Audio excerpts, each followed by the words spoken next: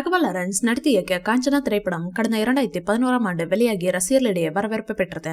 இதன் தொடர்ச்சியாக 2015இல் காஞ்சனா 2, 2019இல் காஞ்சனா 3 என அடுத்தடுத்த பாகங்களை இயக்கினார். ஹாரர் காமெடி ஜானரில் உருவான இப்படங்கள் ஃபேமிலி ஆடியன்ஸை கவர்ந்தது. காஞ்சனா சீரிஸ்களின் வரவேற்பை தொடர்ந்து அடுத்ததாக காஞ்சனா 4 படத்தை இயக்குவதில் கவனம் செலுத்தி வருவதாக தகவல் வெளியாகி உள்ளது. மேலும் இதற்கான ஸ்கிரிப்ட் வேலைகளில் அவர் ஈடுபட்டுள்ளதாகவும் செப்டம்பர் மாதம் படத்தின் படப்பிடிப்பு தொடங்கும் எனவும் கூறப்படுகிறது. தமிழ் சினிமாவில் பேய் படங்களுக்கான மவுஸ் இன்றும் குறையவில்லை என்பதை அண்மையில் வெளியான அரண்மனை 4 திரைப்படத்தின் வெற்றி உறுதி செய்துள்ளது. படம் ரூபாய் 100 கோடி வசூலை தாண்டி உள்ளதால் லாரன்ஸுக்கு இது உத்வேகம் தந்திருக்க கூடும். தளபதிக்கு நெருங்கிய நண்பர் ராகவா லாரன்ஸ். அவருடன் ஒரு படத்திலாவது நடிக்க வேண்டும் என அவருக்கு ஆசையாம். தற்போது தளபதி விஜய் தளபதி 69 படத்தில் நடித்து வருகிறார். இதுதான் கடைசி திரைப்படம் என அவர் சொல்லவில்லை.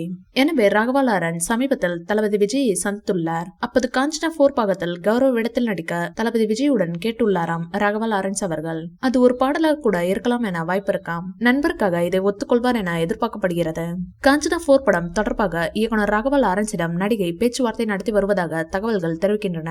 அந்த அப்டேட் குறித்து அதிகாரப்பூர்வ அறிவிப்பு எதுவும் இல்லை. இது உண்மையாக இருந்தால் ராகவா லாரன்ஸ் மற்றும் பூஜா ஹெக்டே ஒரு திட்டத்தில் இணைந்து செயல்படுவது இதுவே முதல் முறை.